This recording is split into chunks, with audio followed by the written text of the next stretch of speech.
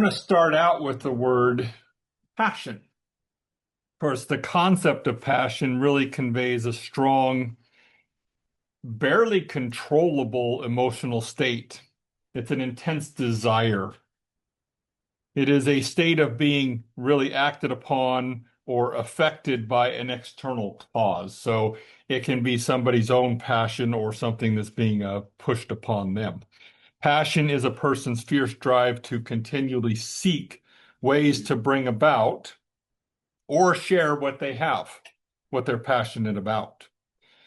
Since the type of intensity and experience may bring about physical suffering, it is often directly associated with suffering both physically and mentally. So you will actually hear a reference to the passions of Christ, and it's referring to the sufferings, okay, because this word is also used as physical. Over in Galatians chapter 5 and verse 24, we see this word being used here, and it says here, the word passion refers to the results of a stimulus that causes suffering or involves enduring strong desires from the flesh. Galatians chapter 5 and verse 24 says, "And those who are Christ have crucified the flesh and its passions and desires." So you have both the passions and the desires of the sin nature. These fleshly desires create intense emotional hunger and mental suffering as we try to satisfy them. Passions of the flesh then comes from the sin nature within us. That's where they ultimately come from. The law arouses the sin nature's passions and then produces fruit leading unto death. Romans chapter 7 and verse 5 talks about this. For when we were in the flesh, the sinful passions which were aroused by the law were at work in our members to bear fruit to death. Now, of course, here is talking about trying to use a law to dictate whether you're righteous or not. So using law really for self-righteousness, that produces within us a passion, because you can see people who are law abiders, they're very intense about abiding by the law. They're very passionate about that. Well, that comes from the sin nature. And then the sin nature is going to produce these types of fruit that produce death. And that death is a separation. And especially since we're in Romans chapter 7, we're talking about a separation from our ability to live out who we are in Christ, from our salvation. So they produce death. And of course, they oppose the desires to do good. You know, we have desires, we want to do good, but when we try to put law in the mix, the passions from the sin nature contradict the good we want to do. And then we're not able to actually perform this good. Such fruit is based on dead works of the law, not faith in Christ.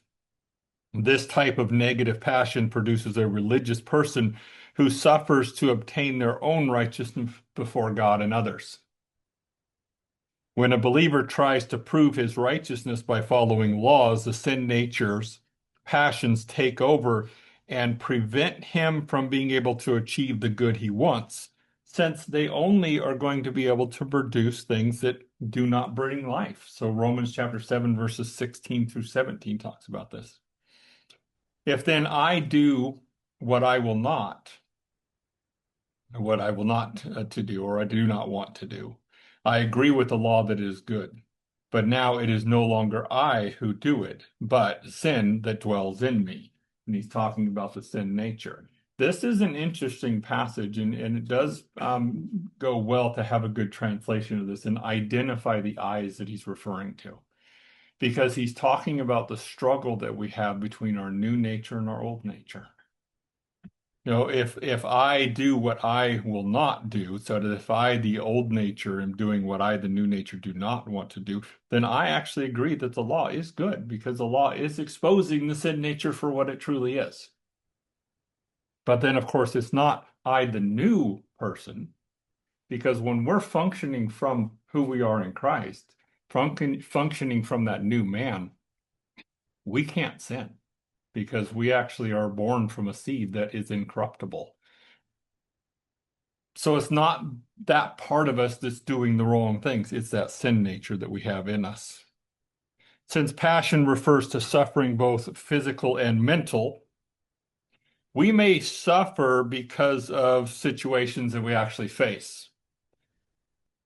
The passions of this present time do not compare to the coming glory. So the things that we suffer in Romans chapter 8 and verse 18, it talks about this. Well, the coming glory is going to by far exceed them. For I consider that the sufferings, and this word sufferings here is the passions of this present time, are not worthy to be compared with the glory which shall be revealed in us.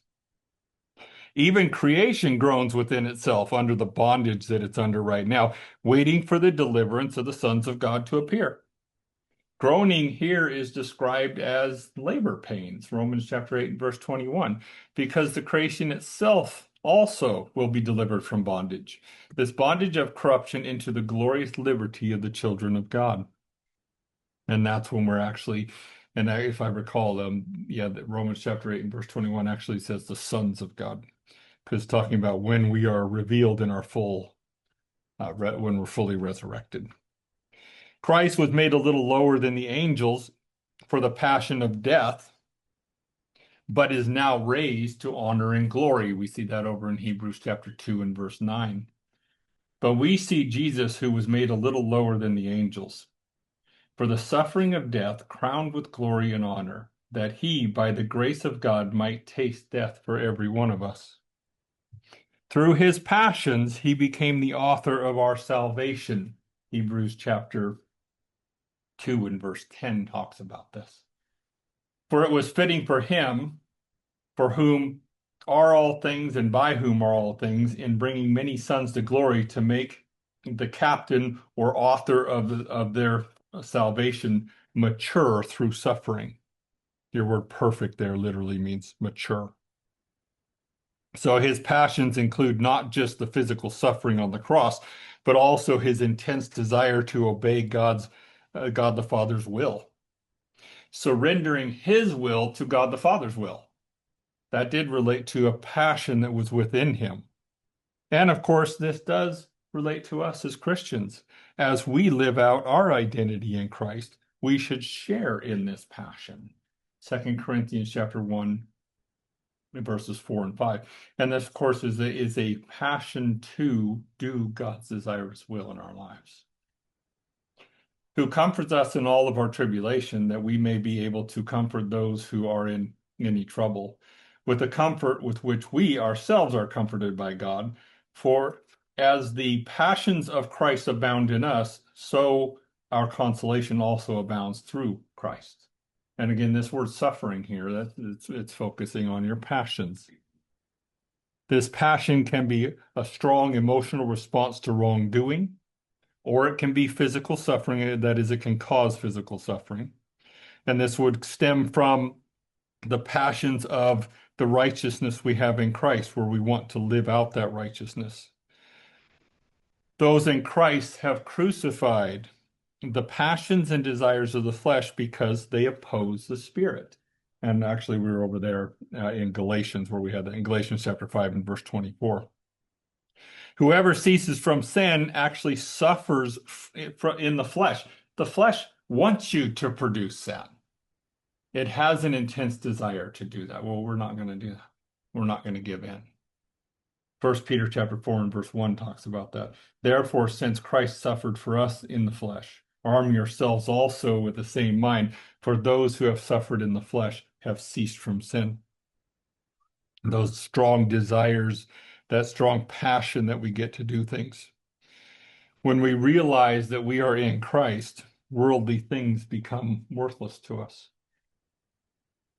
See this over in Philippians chapter 3 and verse 8.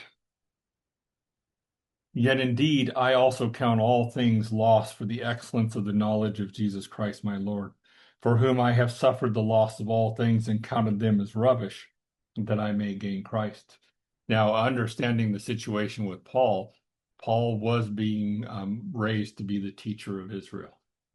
And he would have had the most prestigious position in Israel, but he gave that up because he wanted to know Christ. It's like, no, Christ is more valuable than that. I'm not going to yield the knowledge that he was given and go back under the law. The passions for righteousness inspire a desire to conform to Christ's death, seeking resurrection life. And of course, the death is I'm dead to the sin nature, and I'm dead to the world.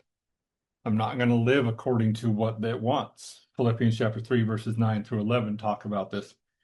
And be found in him, not having my own righteousness, which is from the law, but that which is through faith in Christ, the righteousness which is from God by faith, that I may know him and the power of his resurrection. And of course, knowing the power of his resurrection is living out resurrection life, living out that newness of life we have in Christ, so that we may know that, and the fellowship of his sufferings, that is his passions, being conformed to his death, if by any means I may attain to the resurrection out from the dead. He's not talking about obtaining something through his own self-works. He's very clear. It's not through my works. It's through I am in Christ and living it out. Passion within Christians comes from a strong attachment to doing what is right and living out the righteousness that they possess in Christ. It is not a passion worked out from the flesh or the desires of the sin nature. That's not how we live out the Christian life. For those types of passions, they actually are to be rejected in the Christian life. Because, we have died with Christ and we've been raised to walk in newness of life. So our passion should be to live out that new life. Our passion should be not to be found with our own righteousness, but to be found with the righteousness that we have in Christ and living that out and using it. And this is our concept of passion. So when we're talking about putting the passion of the sin nature, the flesh to death and separating from that is this very strong, emotional, almost barely controllable emotional type of a state. And of course, the suffering that comes from failing to abide by the desires of the flesh and not willing to actually give in to them.